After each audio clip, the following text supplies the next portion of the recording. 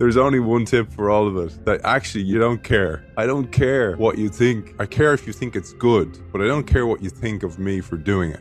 I don't care what your judgment is of me as a speaker or putting my knowledge out there, because there's always going to be critics. And if you can't take the fact that there's always going to be critics, you're never going to do anything in life. And the more impactful the work, the more critics there's going to be.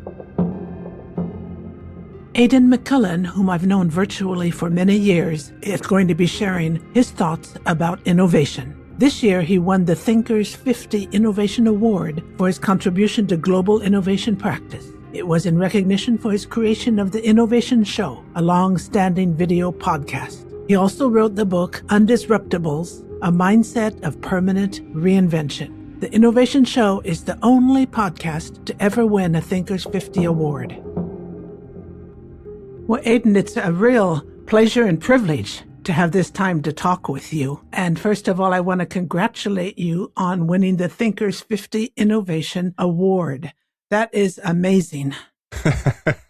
Yeah, it was a surprise for me, Jane. So it was great. Great to be with you, by the way. And, you know, remember where we met. It was a privilege for me to have you on my podcast. Yeah. First of all, you are the only podcast that has ever won one of the Thinkers50 events. And for me, that's a real innovation. I mean, that's what you're talking about is innovation. Having a podcast as I know it's not the only thing. You've written a book and you do other things too. But still, your podcast, I think it's what's out front for most people. And that already is a big step into the future. Yeah, and you have to hand it to the Thinkers50 team as well for thinking that way, that actually the dissemination of information, no matter how it's done, should be awarded. So I recognize that in them as well, that they're seeing this as a new medium. And I think it's, as I said in my acceptance speech, which I hadn't prepared for, but I did say I felt like breaking the award into pieces and sending pieces to everybody who'd been on the show, because I genuinely feel this way. I have a big bookshelf behind me, and it's my intention to get through that bookshelf before I kick the bucket and before I go to the big bookshelf in the sky. But I really do feel a debt of gratitude to everybody who's been on the show and contributed their time, because that's why I got the award. I know exactly what you mean. Yeah, exactly. Well, keep going the way you're going. That's the thing, is to keep showing up. I think most podcasts fizzle away around episode 13, and the discipline of just showing up is half the battle. I wanted to go back to you, and innovation for you is obviously very important. How did you come up with that name or the idea for the show? For the show.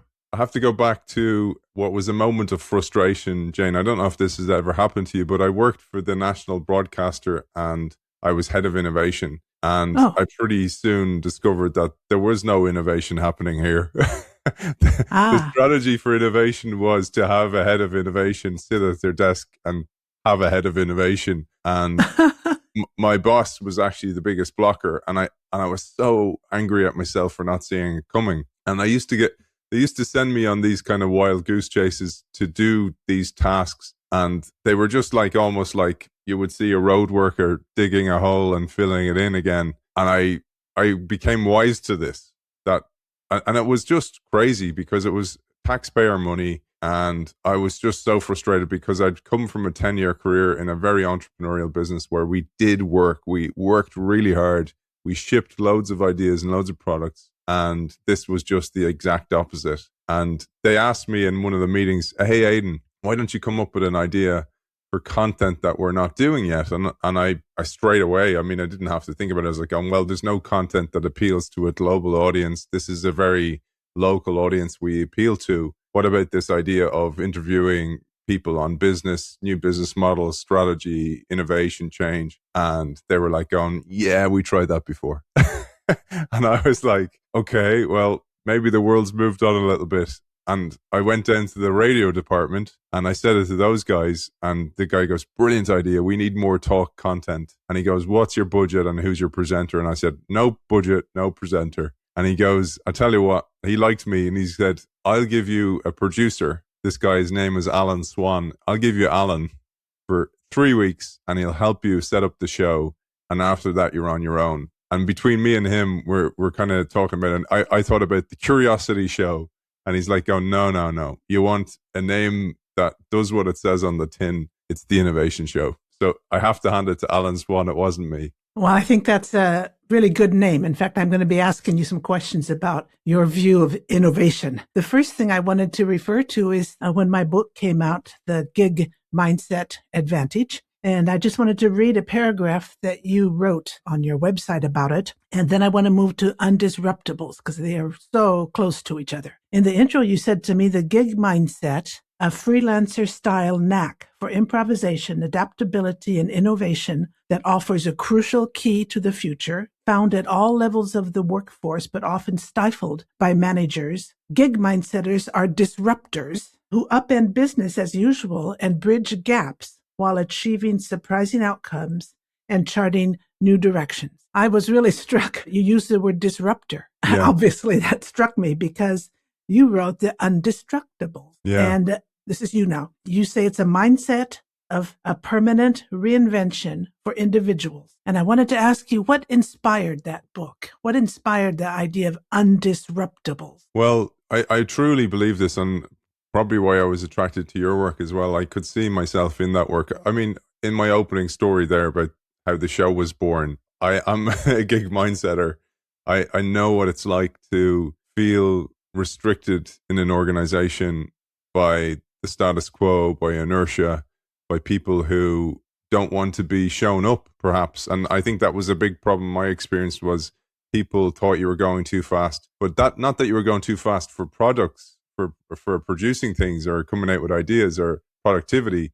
It was too fast compared to them, and they didn't like that. So I think these traits of being a gig mindsetter have always been in me. And where I wrote the book from, this idea, I was going to call the book just Permanent Reinvention. And this idea of reinvention versus innovation, which we'll probably talk about later, the difference is innovation in a way can sometimes be easier. So if you're coming up with a new idea and financing that new idea with no legacy, it's easier than if it's reinvention. And reinvention for me is where you have something existing and you almost need to break it apart and get rid of parts of it, get new parts of it together in order to reassemble it or recombine it to build it anew. And that's very difficult because it means letting go of the old. And on a personal level, a lot of that means your personal identity. And in a job, perhaps, you know that job, you've outgrown that job, you have golden handcuffs, maybe you're paying your mortgage through that job,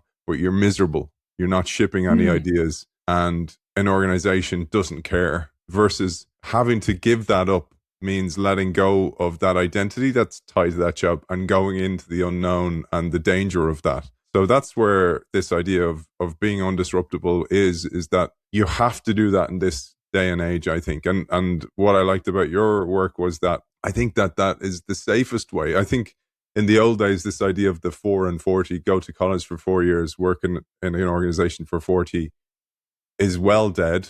You know, most people will work at least in 4 organizations, but a gig mindsetter will work for 4 organizations at the same time.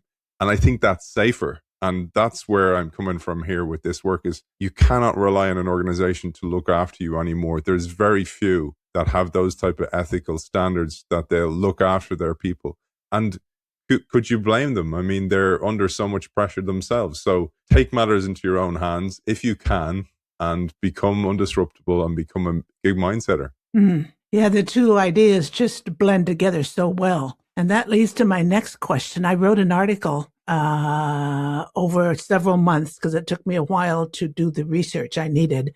It was about gig mindsetters and AI inside organizations. And so I'm very interested in AI, of course, as you and I both would be. I mean, that's sort of something that we need to know about. And so I did a lot of research and I ended up with the impression, the strong feeling that gig mindsetters inside organizations are essential for successful AI projects. And I wrote the article called Unrecognized but Indispensable. People with an entrepreneurial gig mindset are needed for successful AI-based projects. And the subtitle of my article was AI is a race between mindsets, and the advantage will go to those who can challenge, take risks, and improvise. And I think we could just replace the word gig mindsetters with undisruptables, couldn't we? Easily.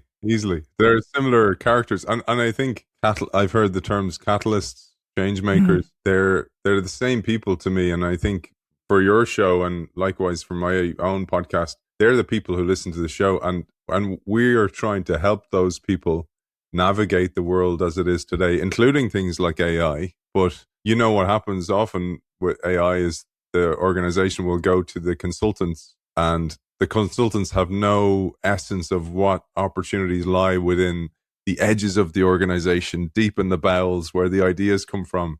And I think that's a huge thing, that oftentimes knowledge, there's an asymmetry between knowledge and power or status inside an organization, that the people with the most valuable information or knowledge are at the edges, and they have no way to share it up to the top of the organization, because they're the people who will know immediate applications for AI versus the organization might just use it for productivity or economy, to drive down economies inside an organization. And I think that's where that article, I'm a subscriber to your Substack.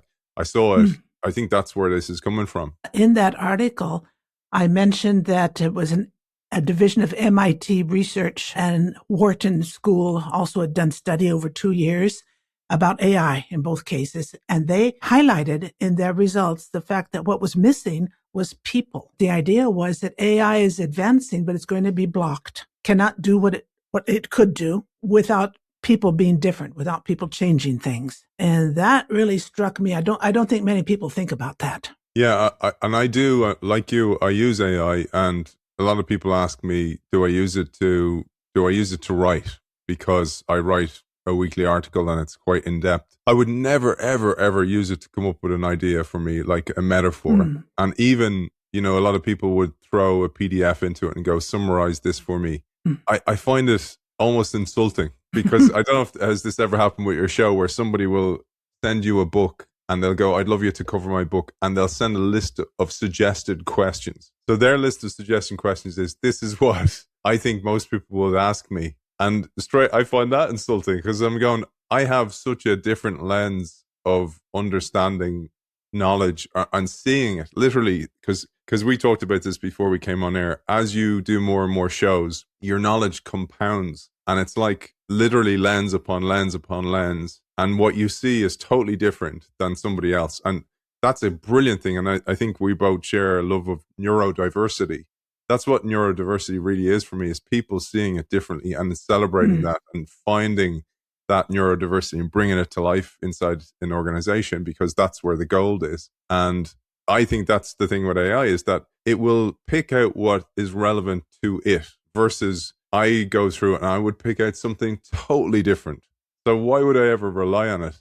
And I think that sometimes it will pick out stuff I would not think of, or surface some type of idea or law or historical story that I didn't know about. And I think it's that idea of the centaur, about the machine and the human working together to create this new being. There's a beautiful story. I'll send it to you afterwards, Jane. There's an artist I listen to called Olafur Arnalds. He's an Icelandic pianist, and I saw him play here at the National Concert Hall in Dublin. It was stunning, absolutely stunning. What he does is he has what he calls these player pianos. It must have cost him a fortune to travel around the world. He took an old piece of technology, which was called a Moog piano bar. So people who know keyboards will know Moog, M-O-O-G. And this Moog piano bar was created to turn a beautiful grand piano into like a keyboard. So you could make crazy sounds and play it through the Moog piano bar. So what he did was he got his friend to create an algorithm, and so I saw this live. He plays the piano, and then he programmed 2 other pianos. You know the way I don't know if you've ever seen this, like in the old cowboy movies, the old Western movies, that the piano would start playing by itself. You know that idea? Yeah. So he programmed this to, when he would play a key, that the pianos would play something that he would not think of playing. So they would both play. So the concept here was, as a trained pianist, classical pianist, if he pressed an F I'm making this up because I don't understand music, but D major or D minor. He said the next natural key for me would be F major or F minor. That's the way you're trained to think that this goes nicely with this. But he said what the pianos do, because they're programmed to do something totally different because they're machine, they will play a totally different sequence. And then that will make him think differently. So he'll play the next key differently. And he said it's that combination of machine and human working together that just creates a totally new sequence of music. And it's totally brought him to life. He doesn't get bored with his music anymore because it's more than collaborating with another human. It's collaborating with another entity to create something totally unique. And that, for me, is the value of AI. That is very interesting. I will certainly look him up. Very interesting. Yeah, you'll love his music as well. It's beautiful. Great. You can be listening to it in France, chilling out, munching on a baguette. Sipping a glass of red wine. Yes. Yeah. Speaking of innovation and inspiration, I'm curious to know, do you like science fiction? Absolutely love science fiction. I actually write science fiction shorts. It's you do? a hobby of mine, yeah. Oh, I didn't know that. Yeah.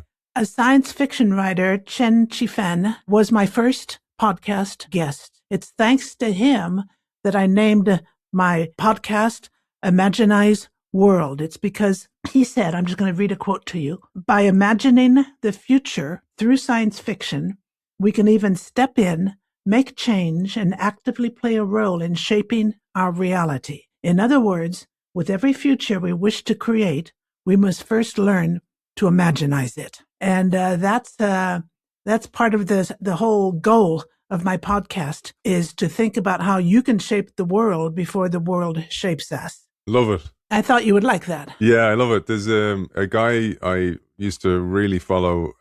He passed away recently. He was due on my show, a guy called Bob Proctor. I don't know if you ever remember Bob Proctor. The name is familiar, but he was very much what would I call him? He was touching on spiritual enlightenment, very much about things like the law of attraction, the law of vibration. But he had a beautiful line. He said, if you can hold it in your head, you can hold it in your hand. And I, for me, the things I've achieved in my life, I've been very lucky to have, I think, certainly several lives within a life so far, because of the desire to reinvent regularly, be a gig mindsetter, because it brings you to amazing places. But I do really believe you got to see it in your head. And even to my children, my lessons to them are like, imagine it very, very strongly every night, what you want to achieve. But then you got to do the work. Because it's not magic where you imagine it and it will suddenly happen to you. But I do things that have happened for me.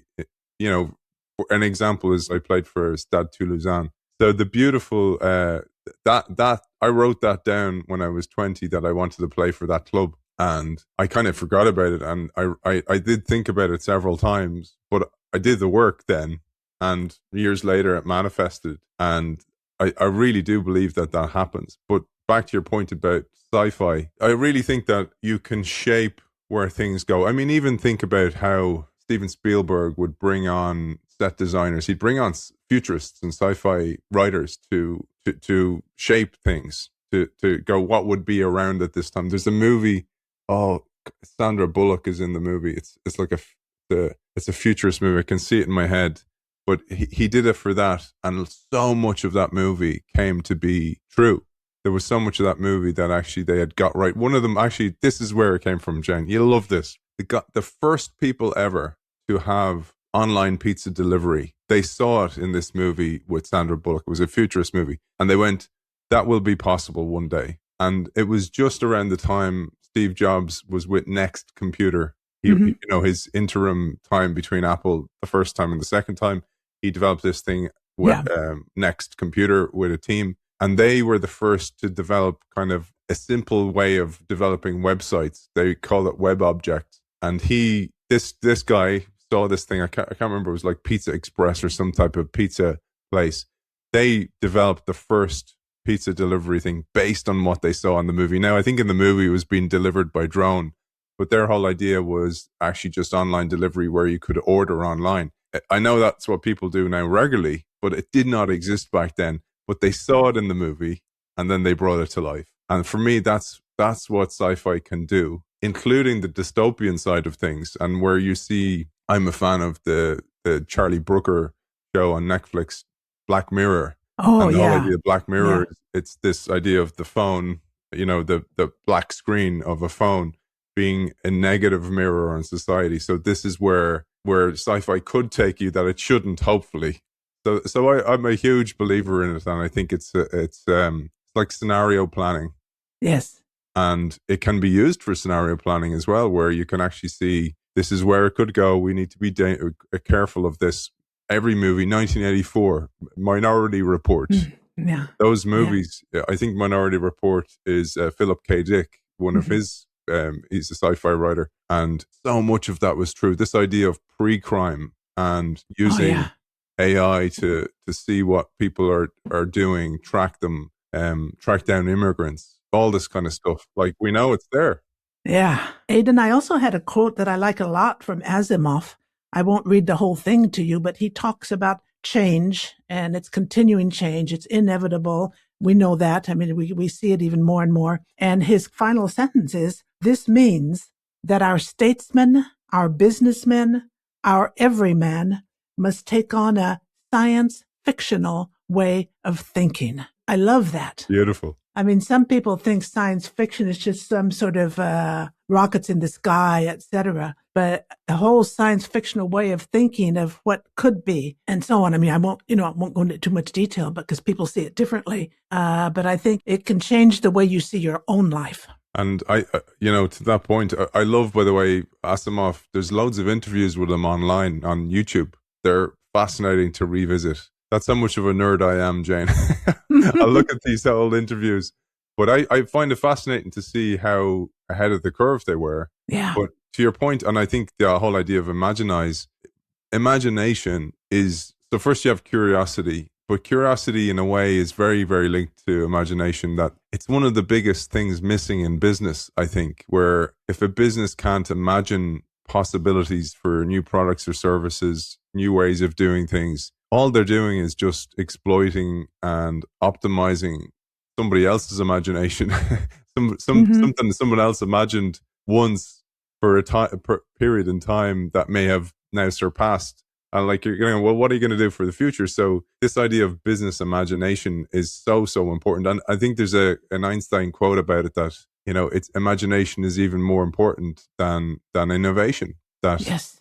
It's something like that. I'm paraphrasing, but you can see that that's what sci-fi for me is. That's what ideation is for me. It's people creating the right conditions for people to imagine, and then whether you do something with it or not is up to you. But having that skill inside an organization is key. And I think that's the red thread between an undisruptable or a gig mindsetter or a change maker or a catalyst or a head of innovation, that there's these people who have this running through their blood and running through their veins, this desire to create something that's just bubbling away in their imagination. That brings me to another writer that I wanted to talk with you about, and you interviewed him. That's David Weinberger. You interviewed him how many years ago? 5 years ago, something like that? It was actually, I started doing video during COVID. So I think it was around the time of COVID when we were in lockdown. He is an amazing person in the different things he's done.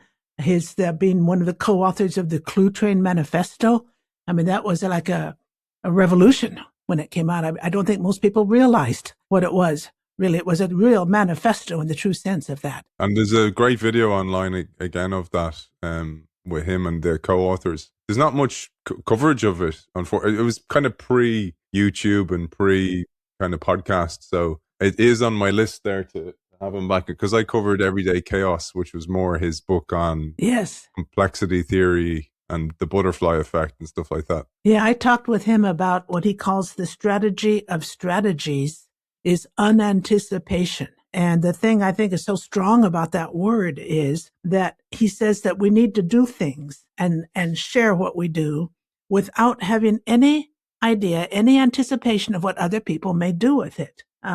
He says you've got to make what you've done, what you've learned, as widely available to people without knowing without being able to predict, anticipate what they're going to do with it. And that's pretty powerful. I think a lot of people keep knowledge to themselves, keep their experiences to themselves because they don't know how it might impact others, whether they would lose credit for it. Maybe it would do damage to something, to their reputation. I don't know what the different reasons would be. But unanticipation for him is what he calls the strategy of strategies. I love it. So I was going to ask you what you thought about that. Is it risky?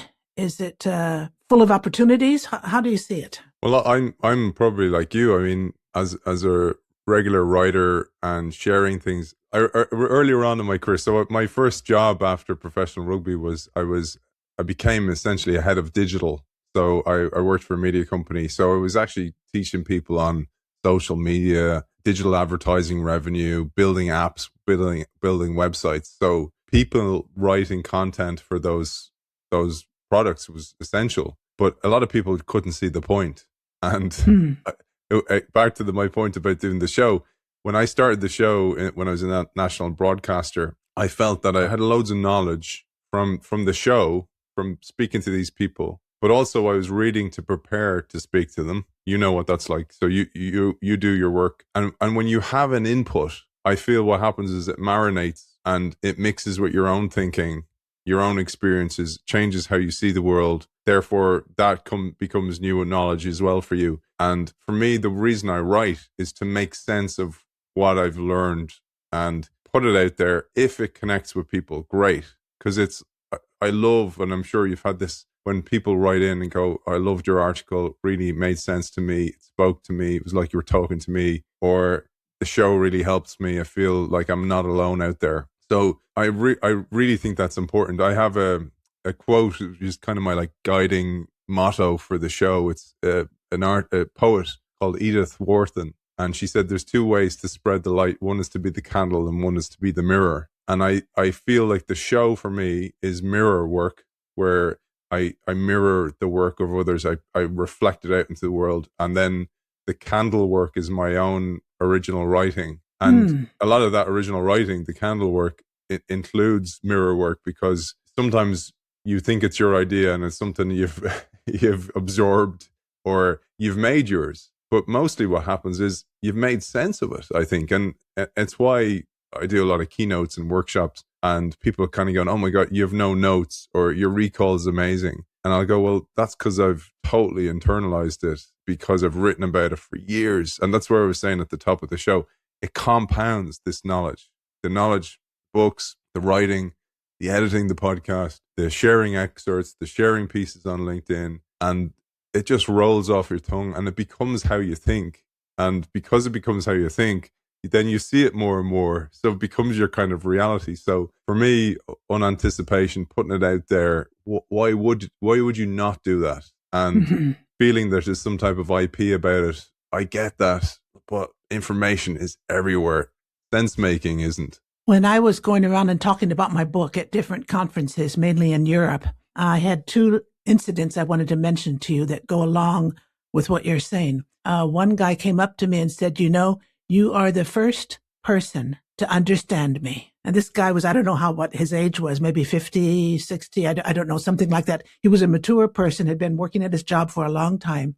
No one has ever understood me until you talked today in your keynote. That is exactly what I am. Another guy came up to me and said, I bought your book and I read it. And he said, I want to give you something. And he pulled out 4 sheets of paper, handwritten, 4 sheets of paper. He said, I want to share with you the letter that I wrote to my head of HR after reading your book. And it had changed the way he saw himself, his company, his organization, the HR department. And he wanted to share it with me. For me, that's unanticipation. I had no idea. Isn't it beautiful? Yeah, I hope people would enjoy it and understand it and get the point and all that. But I could never have anticipated that some people would do things to that extent. And, I wanted to add one thing. Like, firstly, the beautiful serendipity of so you're forcing serendipity. Because if you sit there and do nothing and sit in your hands, nothing happens. But when your book is why you're here. Your book has redirected and rescripted your life in ways you could not imagine. Because I think that's why putting out what you know or your opinion and doing it I think this is a really important thing. The fuel the fuel of it is ultimately service. So I'm doing it to try and make a positive change. And I do believe that boomerangs back in ways that you just cannot ever know. And I think the biggest blocker you mentioned about people maybe not wanting to share their content or their ideas, I think there's something else at the heart of it. And it's people don't want to be judged or this whole idea of what will they think? I think that's the biggest. When I teach students, I'm a lecturer here in Trinity College in Dublin as well. And the students will kind of go, oh, will you give us some tips on public speaking or writing? And I go, there's only one tip for all of it. That actually you don't care. You don't care. I don't care what you think. I don't mean that in a, I care if you think it's good, but I don't care what you think of me for doing it. I don't care what your judgment is of me as a speaker or putting my knowledge out there, because there's always going to be critics. And if you can't take the fact that there's always going to be critics, you're never going to do anything in life. And the more impactful the work, the more critics there's going to be, because you're making a bigger splash. And I do think that that's why people don't do things. I think people doubt themselves and kind of go, what do I have to say? And there is a lot in that, because if you're not constantly reading things and you don't have a unique way of seeing the world, and ultimately, I mentioned that word, your fuel. What are you fueled by? If I'm fueled by wanting to share knowledge that I think is valuable versus, oh, I want to create a podcast or write a blog so my people discover my brand, they'll see through that. Because I do think there's a lot of people who do that, and they do it for SEO or whatever purposes. And people smell that a mile away. And they're never going to do the proper work. They're never going to be reading the books like we do and going deep and making the sacrifice and stressing over, did I do a good job of that show? All this kind of stuff. Because they're doing it for the wrong reasons. And I think it's back to your point about AI and the human's the missing part. If it's the human writing the stuff or creating the stuff, and the missing part there is the authenticity and ultimately the fuel of why they're doing it. And if it's out of service or out of sense making, I think that's the difference. And that's what people smell a mile away. That sort of flows quite naturally into what I wanted to talk to you about regarding Sugata Mitra. Have you met Sugata Mitra?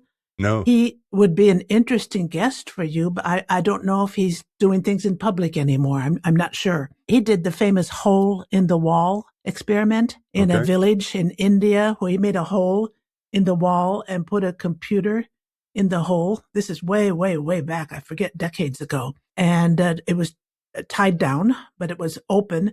And the Indian children in the village who didn't speak any English, I forget what village it was, but the kids did not speak English. They were intrigued by this thing in the hole, and they came and played with it and discovered all these things and taught themselves. You know that now? You're nodding your head. Okay. Yeah. Did you write about it? I did. I wrote about it. Yeah. Well, it's such an incredible story for me. And they didn't have any teaching. They weren't taught how to. That's right. What is really interesting is he gave a TED Talk. I would say a real TED Talk, not an ex-TED Talk, although they're good too. They're fine.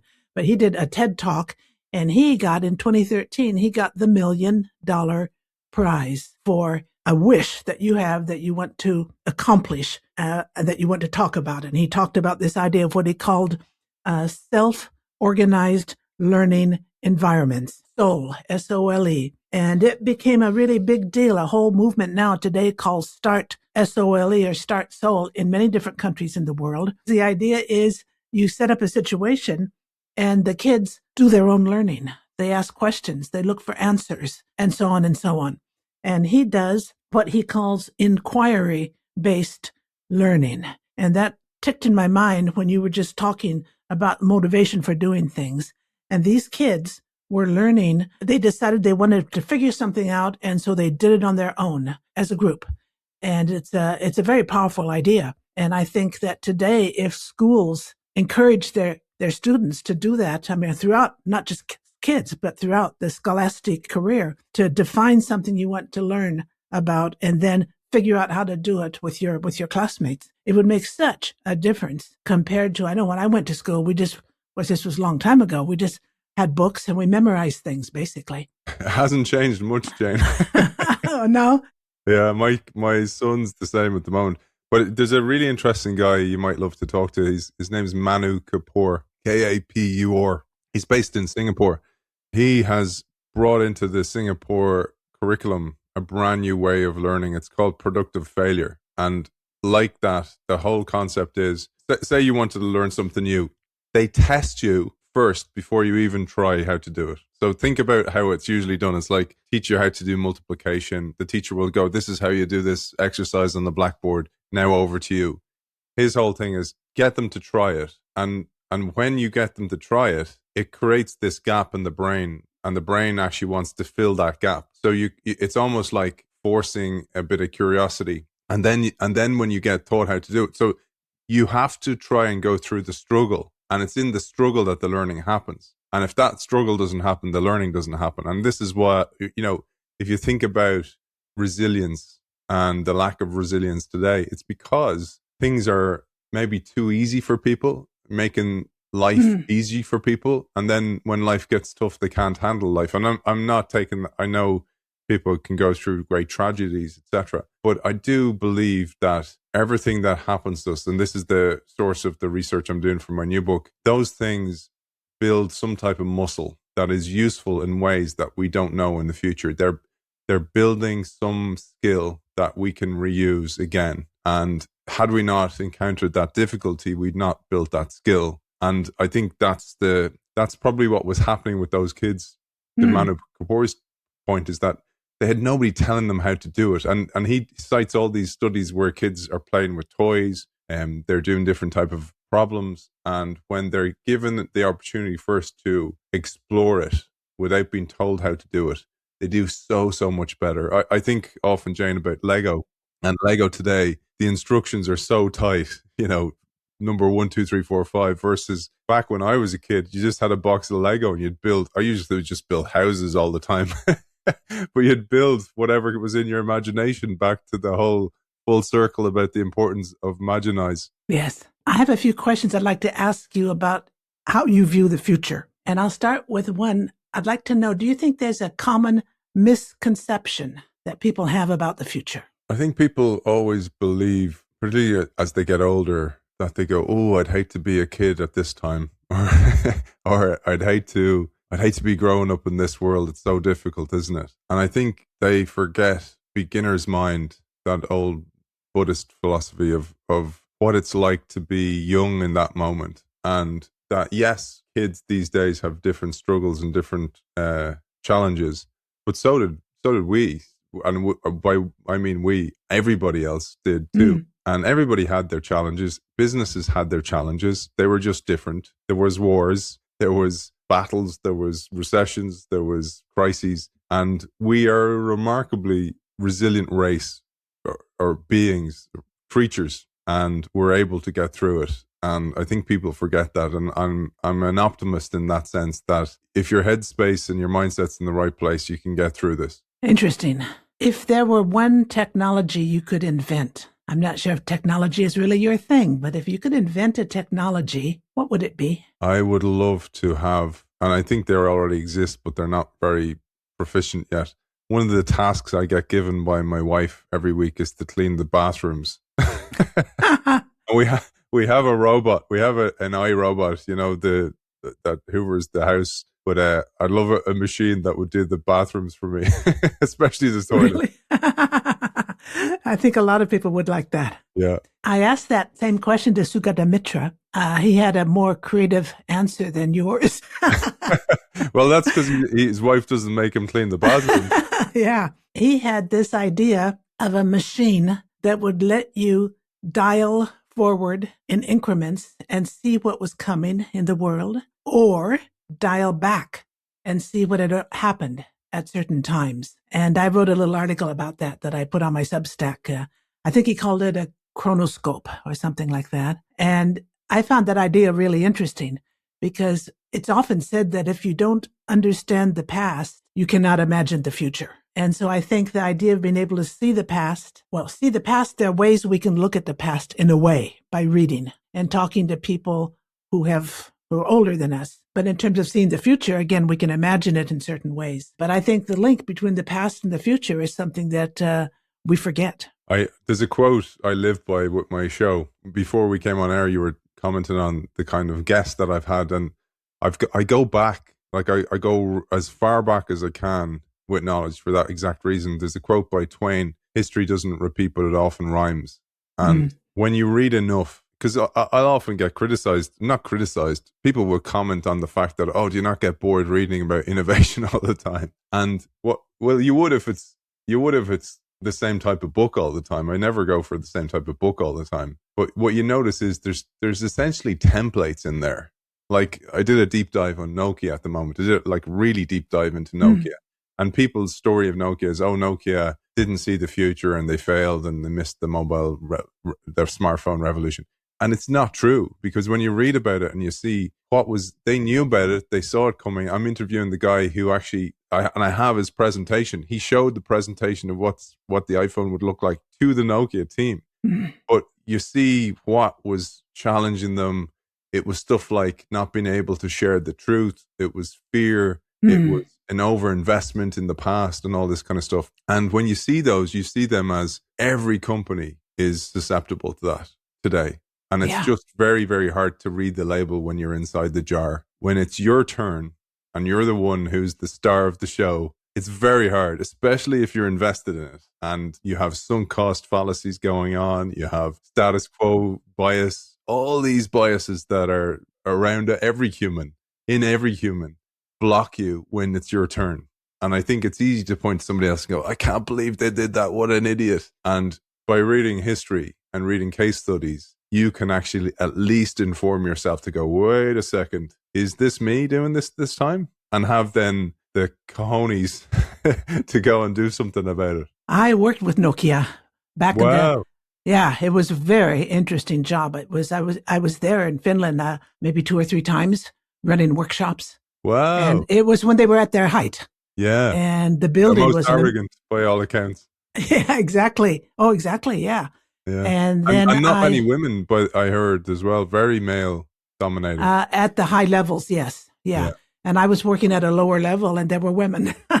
And they actually came to my office in France. Wow. I think they wanted a trip to France, but it was very interesting working with them. And then afterwards, seeing what happened. So I'm looking forward very much to the results of your session with this guy. I think that's very interesting. I've just released episode 3 of it, and it's about the reinvention. So you probably know they're back as a networks company, and they're back thriving again. A lot of people, because they don't read this stuff and they just move on, is they think Nokia's bankrupt or it's gone. You kind of go, no, and it's really interesting how that surfaced, Jane. They were doing scenario planning, and they never did proper scenario planning at the high levels before, because they were so defensive of the mobile phone business. And it was the CFO who said, what if we buy the networks business? Because they had this partnership with Ericsson, I think it was. And they're like, on what? And it was so unprofitable and it looked so unattractive. They're like, oh, it's a boring business.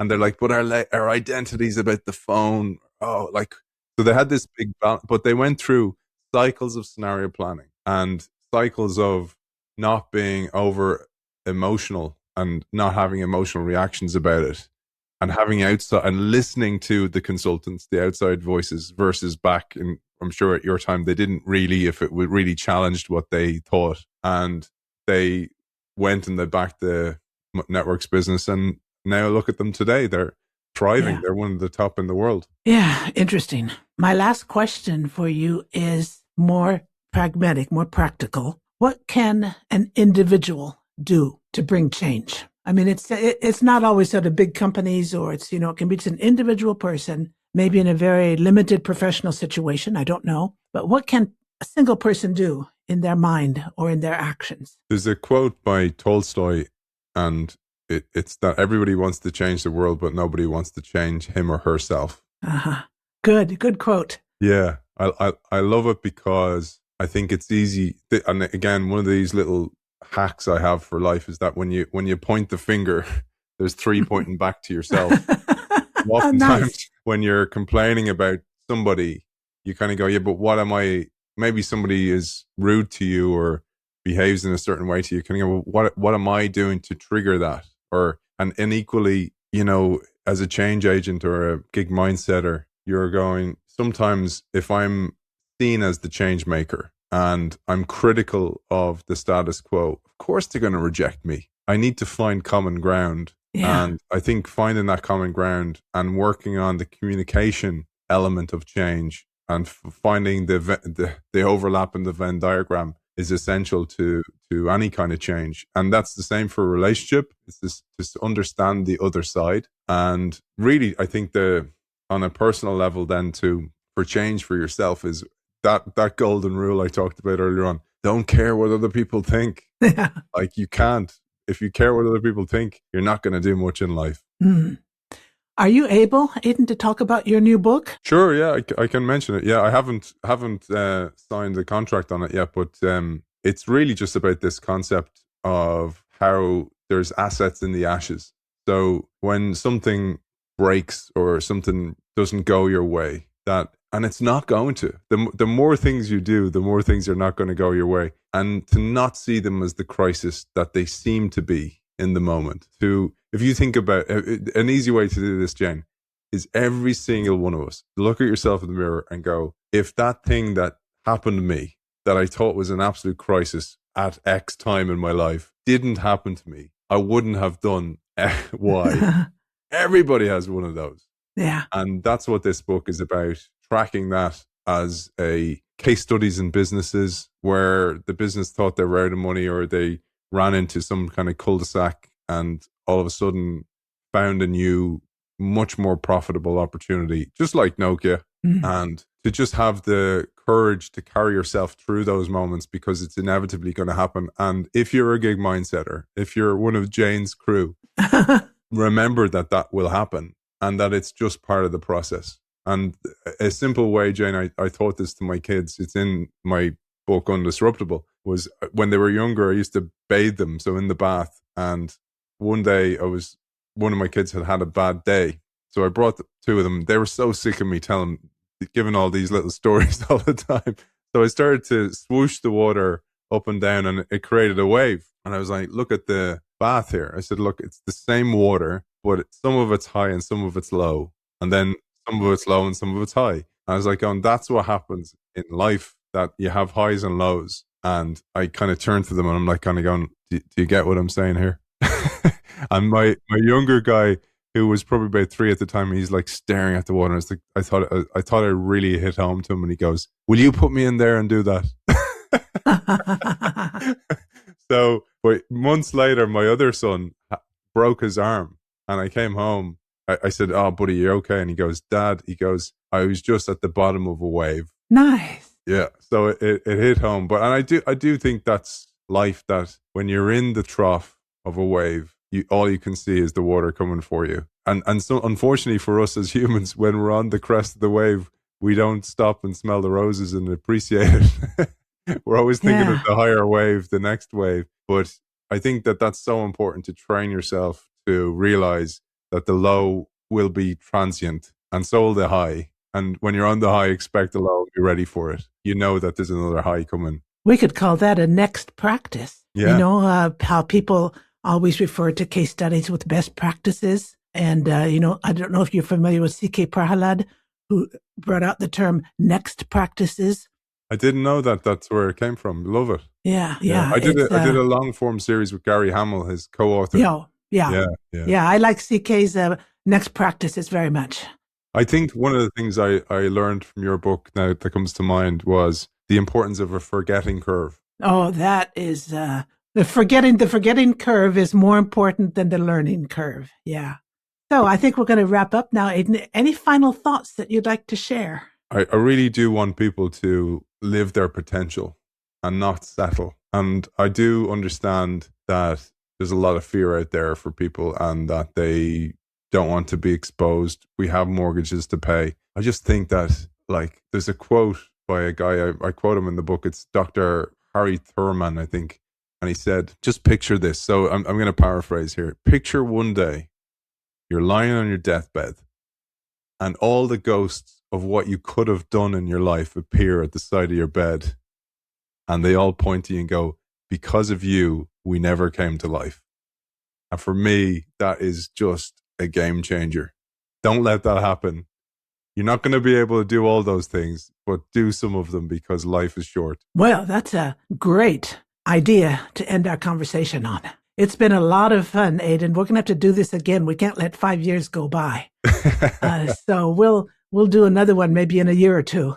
In particular, when your book comes out, that would be wonderful. With pleasure, Jane. And have you got any new books on the way? I do not, no. I decided to work on the podcast rather than working on a book. I'll give you a few years because so much will bubble up. You'll want to get it out there. Well, I must admit that I have a plan using an AI tool to go through all my past work for the last, 20 years and bring out the themes and the ideas and sort of see if there's some way I can bring some sense to all of it. But if I do that, I'll talk to you about it later. With pleasure. Okay. Well, thank you very much, Aidan. And I think we'll call it a day then. Been a pleasure, Jane. Wish you well. Thank you. The feeling is mutual. À la prochaine. À la prochaine.